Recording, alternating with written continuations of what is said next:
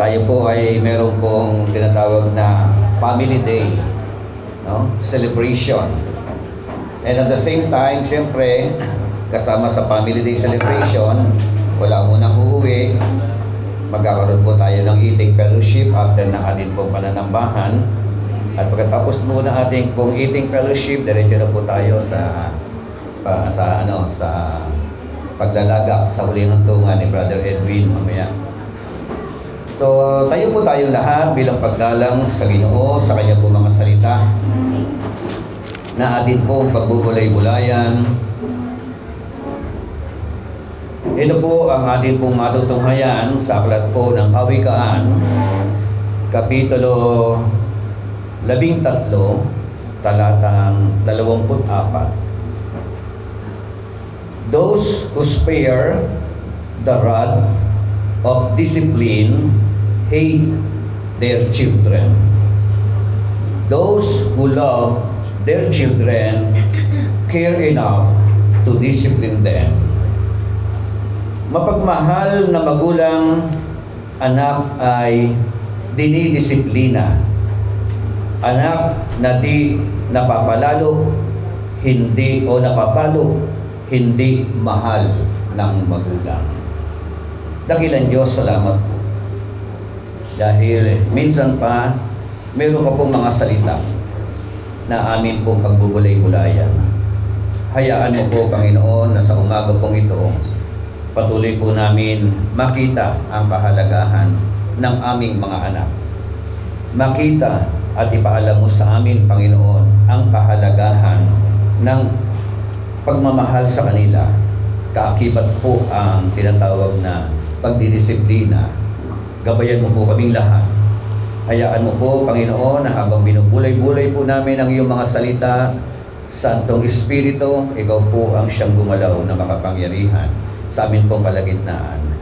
At ngayon pa lamang, O Diyos, ay ibinibigay po namin, iniaalay na po namin sa iyo, Panginoon, ang tagumpay ng gawain pong ito.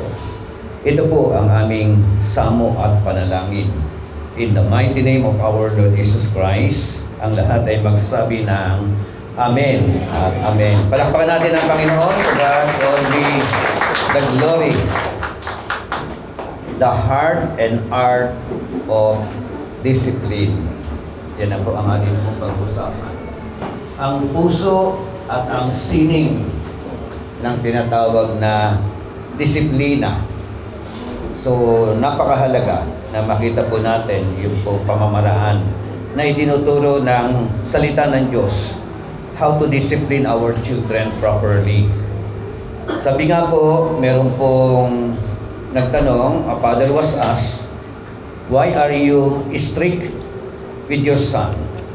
Tinanong po ang isang ama, bakit napaka-stricto mo sa iyong anak? Ano ang tugon ng ama? Because I love him too much, not to let the world destroy him. Amen? Kaya pala, na po, kung ikaw pala ay nagmamahal sa iyong anak, kailangan mo siyang disiplinahin. Kailangan mong maging stricto. Kaya lang, yung pagiging stricto ng mga magulang, minamasama ng kanilang mga anak. Nakakala nila, daming bawal, ang daming huwag, pero kung ikaw naman ay magiging masunurin, ang lundo nito, ang bunga nito, isang batang matagumpay. Amen. So, the most unloving thing you can do to your children is to refuse discipline. Ibig sabihin, ang pagpapakita ng kawalan ng pagmamahal sa inyong mga anak ay yung hindi mo siya lalapatan ng naaangkop na disiplina. Ang pagpapakita pala ng pagmamahal sa mga anak kapag ka ikaw ay sinasaway ng iyong mga magulang. Amen? So, dapat sa mga bata, hindi po natin ito mamasamain. Tingnan natin yung pong dahilan, ano, na hindi lahat ng gusto natin ay dapat natin gawin. Ang mga magulang ang siya nakakaalam ng higit para sa ikabubuti ng kanilang mga anak. Amen? So, the heart and art of discipline.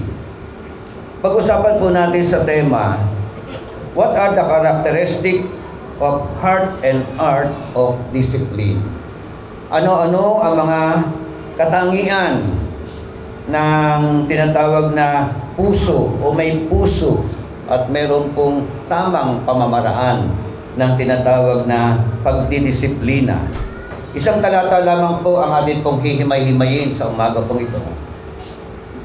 Proverbs chapter 13 verse 24, at susugan na lang po natin na iba't ibang mga talata hango sa iba't ibang mga bersikulo.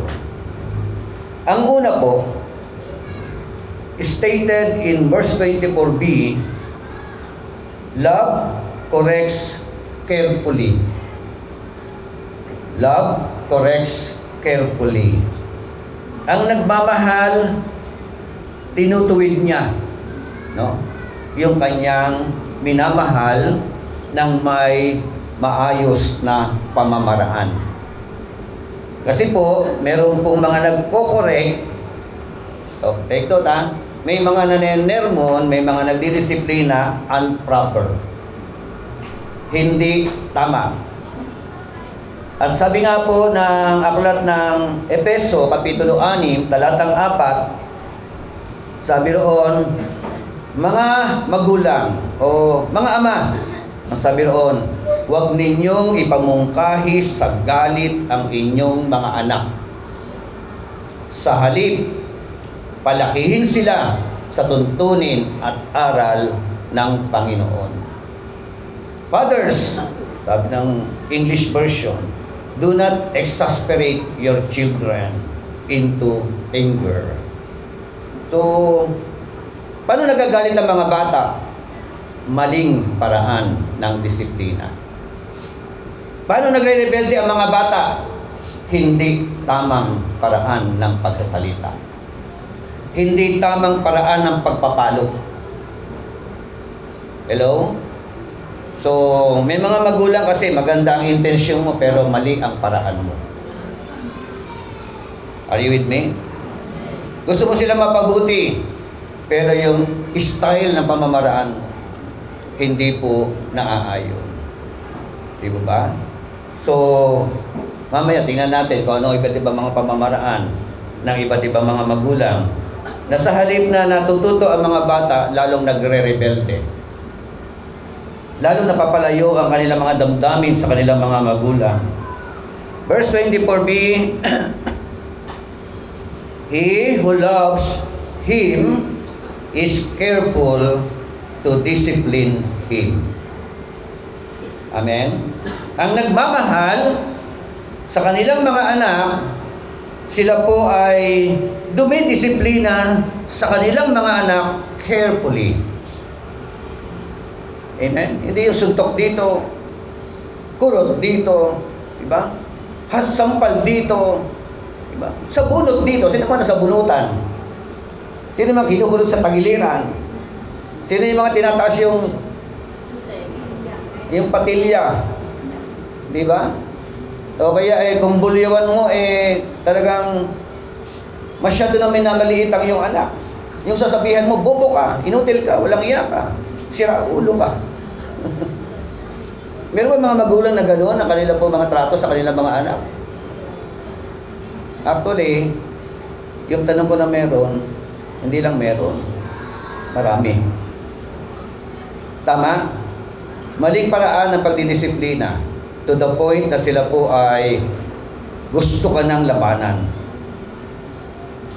Meron na po ba sa atin dito nilabanan ng kanilang mga anak? So, cause and effect lang yun kapag ka gano'n.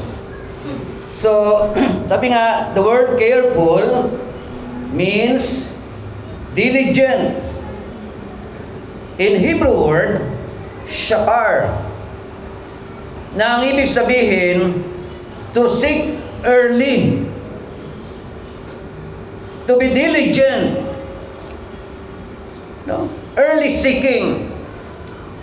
Kaya nga sabi nga ng Proverbs chapter 22 verse 6, train up a child in the way he should go. So when he is old, he will not depart from it. Sabi mo nga, early. No? Kaya masaya ako sa narinig ko kay Jessica. Sabi niya, hindi niya raw paghahawakin ng cellphone ang kanyang anak. Hindi ko alam kung kailan niya pahahawakin. Pero ayaw niyang sanayin ang kanyang anak na humawak ng cellphone. Na ang cellphone ang magpapatahimik sa bata.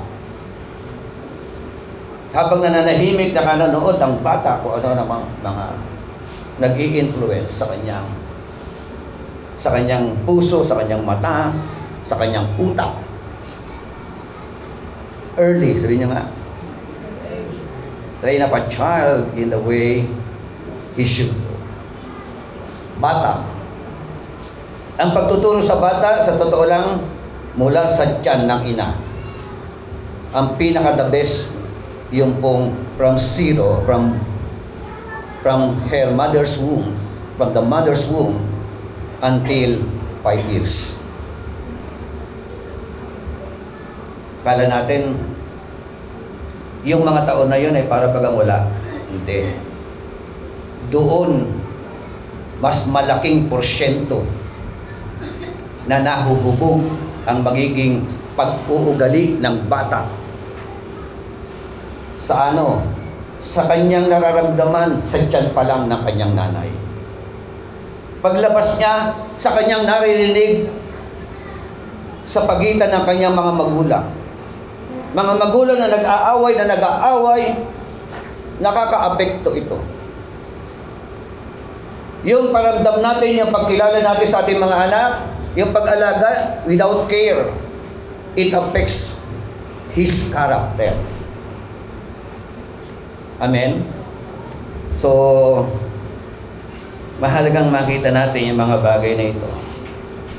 To seek early.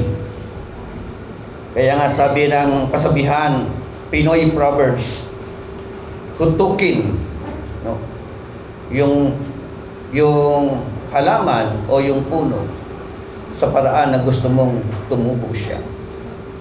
Dahil pagka tabingi ang pagkakatubo, mahirap nang ituwid. Amen? Pagtabingi ang pag-uugali ng bata, hindi naagapan, mahirap na pong ituwid. Ang pinaka-the best na lang diyan, himala galing sa Panginoon. Amen? Palakpakan natin ang Panginoon. God of you, Lord.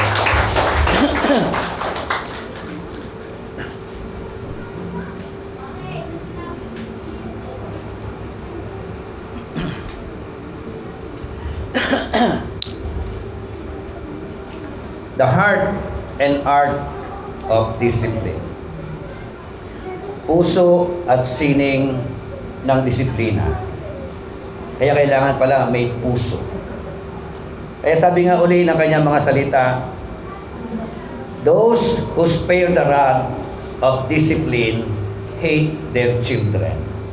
Sa Tagalog, siyang nag-uurong ng kanyang pamalo, napupuot sa kanyang anak. Hello? At sabi ng pangalawang saknong, those who love their children care enough to discipline them. The motive is love, not anger.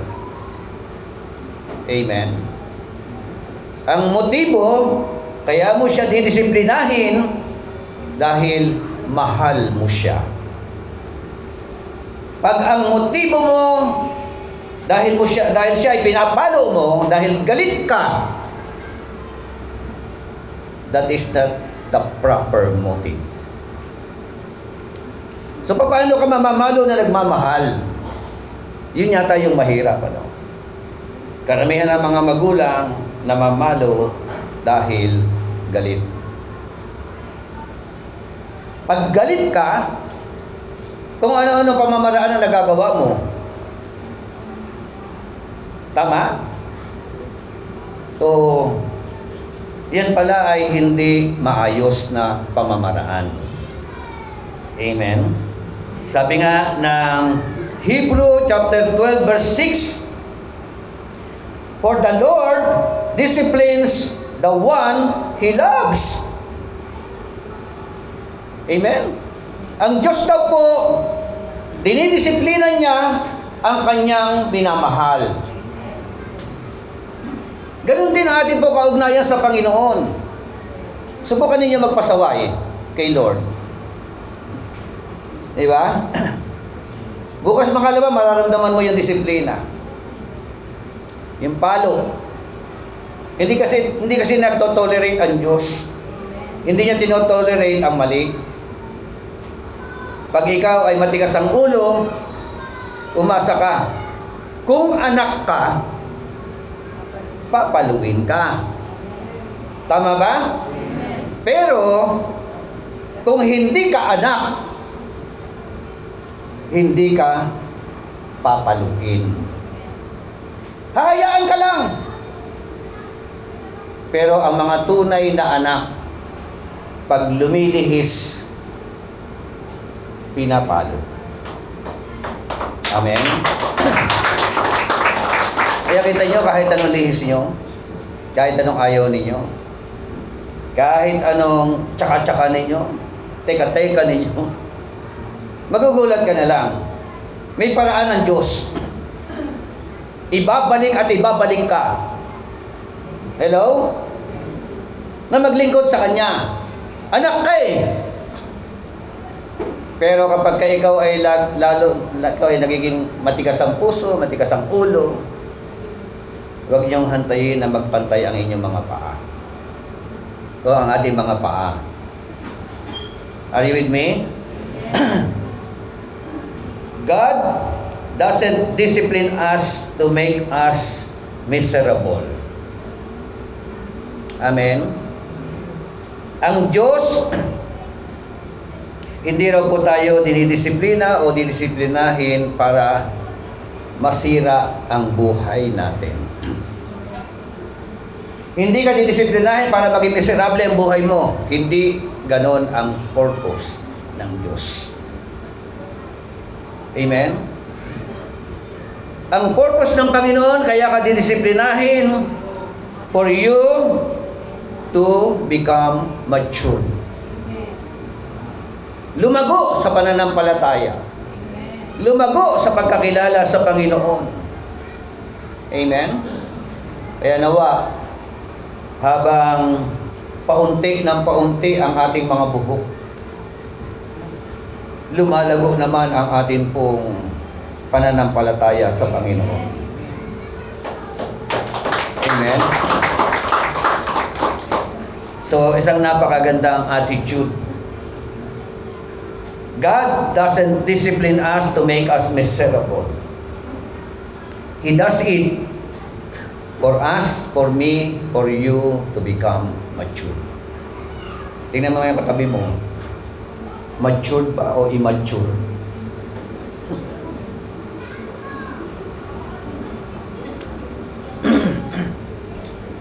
Ang mga immature, ayaw ng disiplina. Tama? Ang mga immature, ayaw magpa-correct. Hello? Ipinipilit ang mali. No? Pilit na itinatama ang mali. Kahit alam mong baliktarin mo man yan, ng ilang baliktad ang sitwasyon ng buhay mo, mali pa rin. Pag mali at ipinagpatuloy ang mali, saan patutungo? Miserableng buhay. Amen? Kumusta yung ating po mga buhay sa harapan ng Panginoon? Kumusta yung mga anak po natin? Kumusta ang ating po mga pagpapalaki? Pag-aalaga, pag-aaruga sa ating po mga anak? Sa mga magulang, kailangan po natin maglagay ng boundary. Setting boundaries. Amen? Sa mga magulang, teach them sa dalawang kaparaanan. Verbally, at saka yung buhay natin. Amen? Yun po ang mga yung buhay natin, nagtuturo yan sa kanila. No? Teach them by our example. And correct them. Huwag po natin i-tolerate sila. Amen? Huwag natin hahayaan na kapag nakikita natin mali, mananahimik lang tayo. Senyales ng tolerating yon. Senyales ng iyong tinatawag na pagsang-ayon sa maling ginagawa. Kaya sabihin mo sa mga tatay at nanay, sa mga tahanan, huwag kang manahimik. Paano, pastor, kapag sabi ng kabataan, paano kung ang pasaway yung magulang? Meron po ba mga magulang ang pasaway? Yung tanong ko, hindi lang meron. Maraming mga magulang sa halip na nabubuhay as a good example, si nanay pa o si tatay pa ang kinakakitaan ng mga bad influence. No? Merong maling lifestyle. Merong maling pag-uugali. Kumusta yung mga magulang diyan? Kumusta po kayo sa harapan ng inyong mga anak? Habang nakatingin ang inyong mga anak sa inyo, habang pinagmamasdan kayo, ano kaya ang saloobin ng mga bata? Naiisip kaya nila, gusto kong gayahin si daddy. Gusto kong gayahin si tatay. Gusto kong gayahin si nanay. Sana ganon ang mindset ng mga anak natin. Kaya, napakahalaga yung pagtuturo by your life. Amen? Palakpakan natin ang Panginoon. To pastors, don't ignore or tolerate sin in the church. Amen? Dahil ganun din po ang Panginoon Diyos. Hindi niya ini-ignore, hindi niya tinotolerate ang anumang uri ng kasalanan. Ako bilang ama, hindi ko po kailanman ito tolerate pag nakita ko pong mali ang aking anak. Hindi ko po sila kakampihan. Amen. At bilang pastor sa iglesyang ito na itinalaga ako ng Panginoon, hindi ko rin po kayo kakampihan. Tama? Kapag mali ang inyong ginagawa. Kapag mali ang inyong pamumuhay. Amen? Napakahalaga po na tayo po ay magkaroon ng tamang pananaw.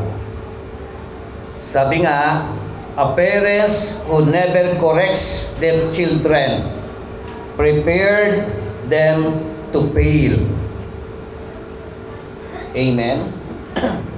Ang mga magulang na hindi dumidisiplina sa kanilang mga anak, inihahanda mo ang anak mo pagdating ng araw sa maling uri ng pamumuhay.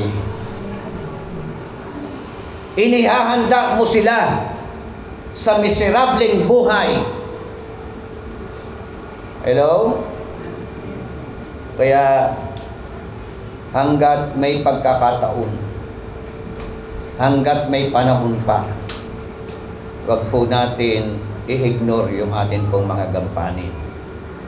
Amen? If you love them, correct them.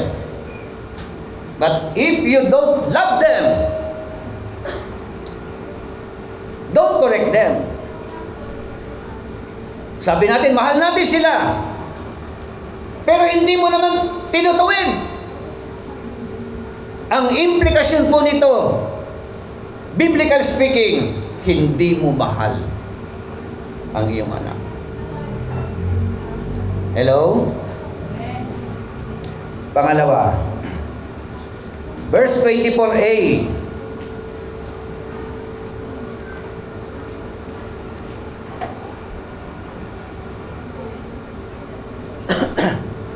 Those who spare the rod hates his son.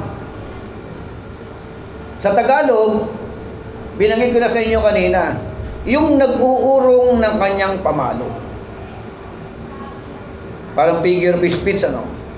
Yung hindi namamalo. No? Sa kabila na dapat nang paluin. Ang ibig sabihin pala nun, palatandaan, galit sa iyo ang magulang mo. Amen. Yung namamalo, nagmamahal. Ito yung yung senaryo. Sa tingin ng mga bata, hindi mo ko mahal, pinalo mo ko. Are you with me? Pero inuulit ko, yung careful na pagpalo. Parang mahirap yun, ano, yung careful na pagpalo, no? Paano yun? No? So, sabi po ng talatang 24, letter A, the word is spare the rod, meaning, refuses to guide. Refuses to guide. At yung mga ama nga, ang siyang number one na gampanin yun eh. Yung guidance. First of all, trabaho po ng mga tatay ito. Katuwang niya ang kanyang asawang babae. No? Both of them. No? Your children, their children, our children, kailangan nila ng guidance. Amen? Kailangan po nila. The rod is shepherd's tool to guide. It is a shepherd's tool to guide. Yung pamalo. So, meron ba kayong pamalo? Sino mga napalo na? Di ba? Mga tatay, mga nanay, meron ba kayong ano, pag nakalagay, lagay nyo ng ano, ng talata. Ano, sinturon ba? Pwede na ba sinturon? Ano yung stick? Pwede ba?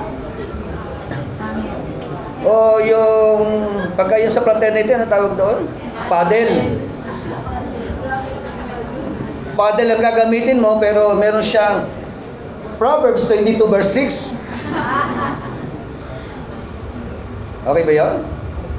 So, sino pa yung napalo na ng ano, ng buntot pagi?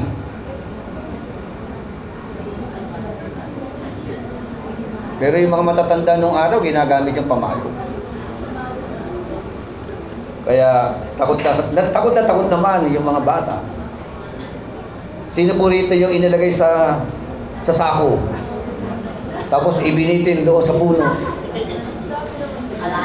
No, Junjun, hindi ba naranasan yung gano'n? Di ba? So, ano yan? Nakatulong o nakasama? Yung labis na pagpalo, yung inilagay ka doon sa drum na may tubig tapos tinakpan yung drum.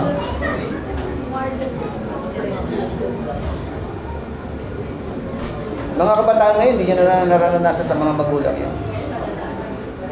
Pero, noong mga panahon na yun Dalawa rin ang aspeto eh. Pwedeng nakatulong o pwedeng nakasama. Di po ba? So, sabi diyan, the rod is shepherd's tool to guide. The rod is shepherd's tool to protect. The rod is shepherd's tool to correct. Amen? Kayo po yung shepherd sa inyong tahanan. Kayo ang pastor sa loob ng inyong tahanan. Na po? Kung paano may pastor sa loob ng simbahan, sa bawat tahanan, kayo po ang pastor at pastora. Amen po ba?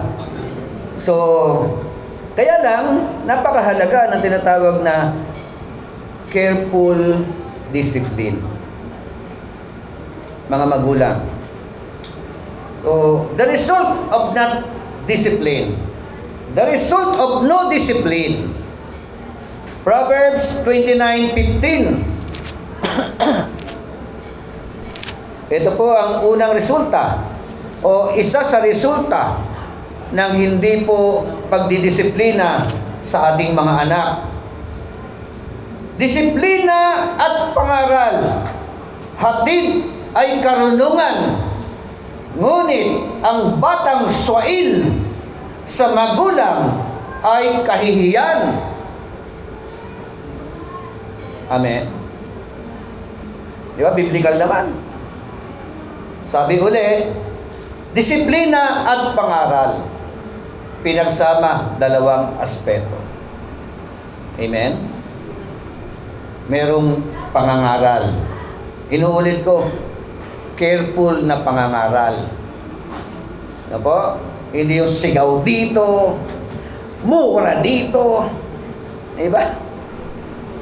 Walang patumanggang pagsasalita na dinidegrade mo ang anak mo, yung kanyang katauhan. Huwag na huwag po ninyo sasabihin sa mga anak nyo, inutil kang bata ka. Huwag. Degrading their personality. Huwag mo sasabihin, bobo ka. Dinidegrade mo yung kanyang kaisipan. Kaya, habang lumalaki yan, baon-baon nila yan. Tama? So, sabi ni nanay, bobo raw ako. Diba? Kaya, yun na naisip nila. Wala nang excellent, hindi na mag-e-excel. Kasi nga, actually, bawat salita na lalabas sa bibig natin, whether we like it or not, dalawang resulta. Curse or blessing. Sumpa o pagpapala. Kaya bilang mga magulang, mag-ingat tayo sa mga pananalita na binibitawan natin para sa ating mga anak. There is power in the tongue. Amen? Nagmamanifest yan. Parang spirit yan na dadaloy sa kanyang katauhan. Amen? Kailangan bless. Kahit nakikita mo, nagpapasaway. Tignan mo siya as a blessing. Itrato mo siya as a blessing. Amen? Disiplina at pangaral, hatid ay karunungan.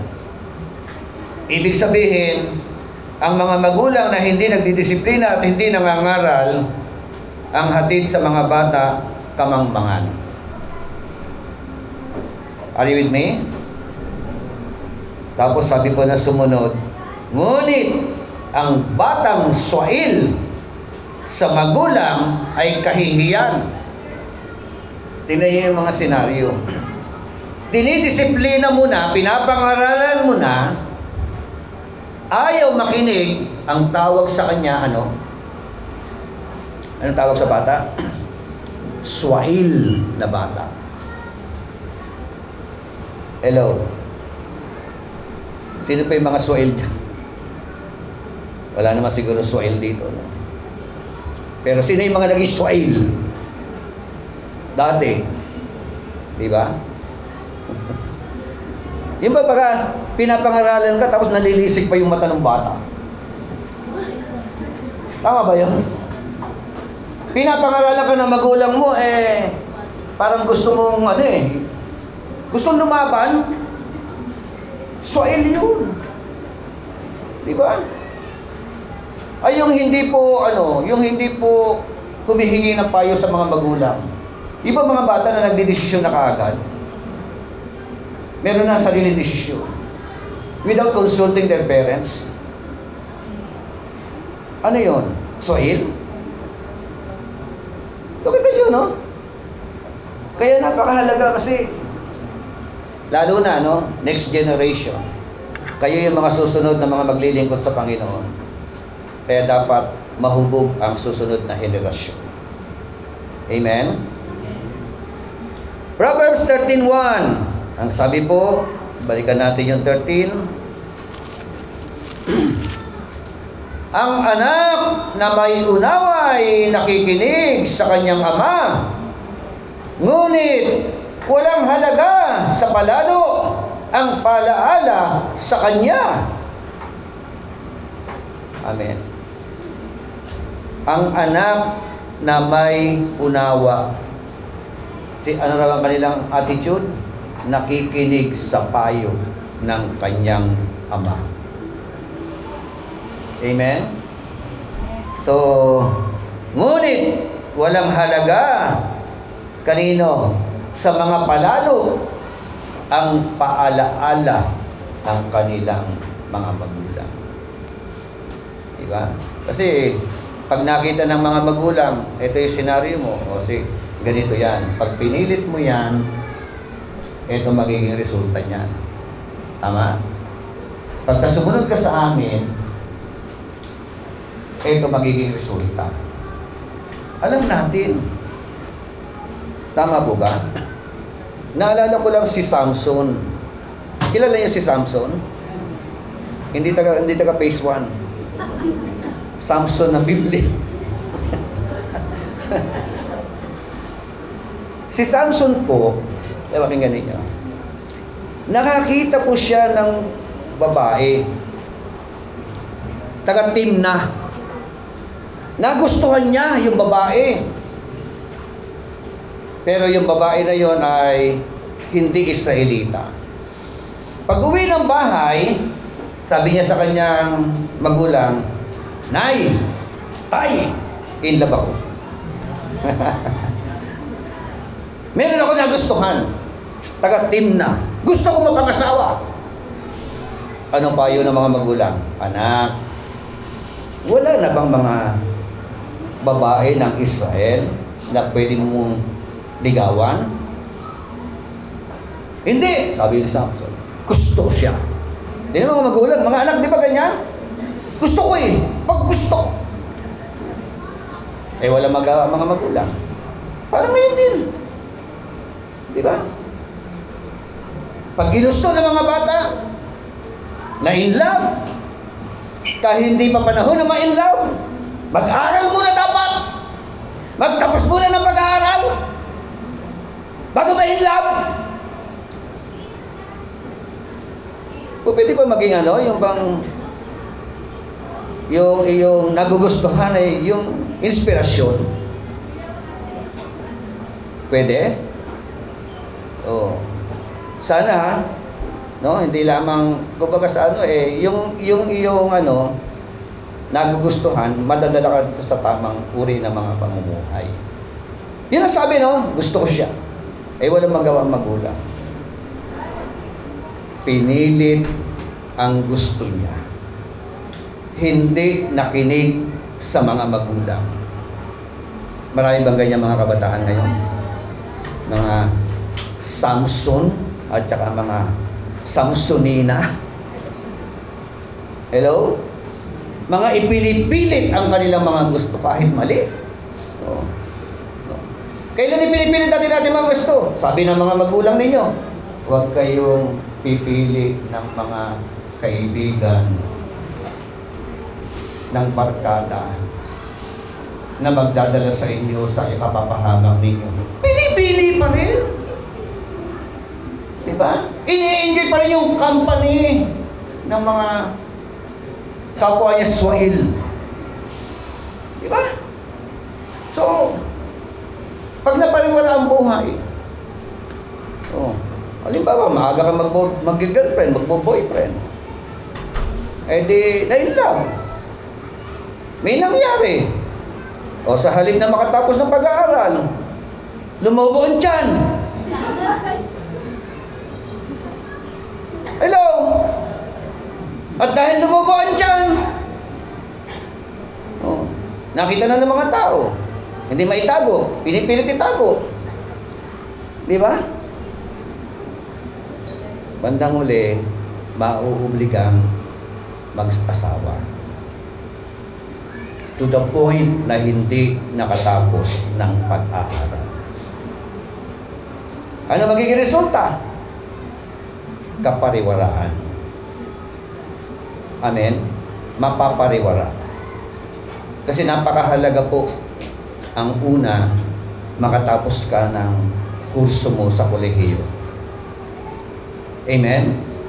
So, kaya mo sa katabi mo, lalo na yung, kung katabi mo yung kabataan, lalo na yung mga nasa college na, umayos ka. Diba? Kasi gusto ko makita kayo someday, matagumpay na mga kabataan ng agape. Amen po ba? Palakpakan natin ang Panginoon. Glory. Sabi nga ng 13:1 ng English version, a scoffer does not listen to rebuke. So remember that character isn't formed by accident. Amen? It is not formed by accident. It is formed by molding through training. Amen? Minomold yan. Every day of our life. Yung kakulitan ng inyong mga magulang, nakakatulong yan para sa inyo to mold your character properly. Amen? Huwag po ninyong masamain ang mga pangaral ng inyong mga magulang. Makakatulong yan pagdating ng takdang panahon. Magiging nanay ka rin at magiging tatay ka rin. Maaalala mo, pag kayo ang pumapalaot na doon, tama pala si tatay. Tama pala si nanay. Hello? Amen. Okay. Common parents today, seeing wrong but saying nothing. Are you with me? Common. Diba? Nakikita mo mali, pero wala kang sinasabi. Diba? Ano pa? Sabi ng mga magulang, boys will be boys. Ibig sabihin, bata pa yan. Huwag muna natin disiplinahin. Hello? And sabi nga ng Bible, train up a child. Hanggang bata, disiplinahin. Yun ang tamang paraan ng pagdidisiplina. Naiayos mo ba ang ugali niya? Madali pang i-mold. Pag matanda na, matigas na yan. Susuwagin ka na yan. Baka labanan ka pa niyan. Diba? Ang mga bata, madaling madala sa simbahan. Madaling turuan. Are you with me? So, common parents today, no rules, no consequences, no training. Sa tahanan ninyo, meron bang batas? Diba? May parusa kapag ka nagkamali. May pagtuturo ba? That is our duty. Your duty. At pangatlo, God is our great model. Hebrew chapter 12 verse 7 hanggang verse 8. Gusto kong basahin sa Tagalog.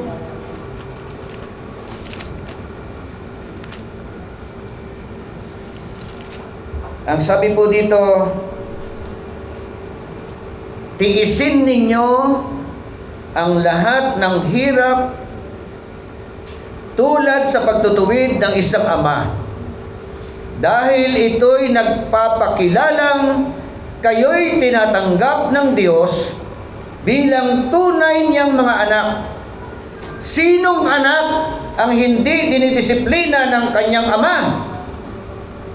Kung ang pagdidisiplina na ginagawa sa lahat ng anak ay hindi gagawin sa inyo, hindi kayo tunay na mga anak, kundi kayo'y mga anak sa labas. Amen. Walang ibang po pwedeng magdisiplina sa ating mga anak, kundi tayo mga magulang. Hindi po pwedeng disiplinahin yan ng ibang tatay, ng ibang nanay. Ikaw ang accountable diyan to discipline your children hanggat bata, upang sa kanilang mga paglaki hindi sila maparoon, mapariwara o masira ang kanilang pong mga buhay. God is treating you as sons. Sabi po sa English version, for what son is there whom his father does not discipline? Sino mga anak na hindi didisiplina ng kanyang magulang? If we have no discipline, we are not his children. In other words, the goal for discipline our children is not just for them to be happy. Amen? But to become godly. Amen?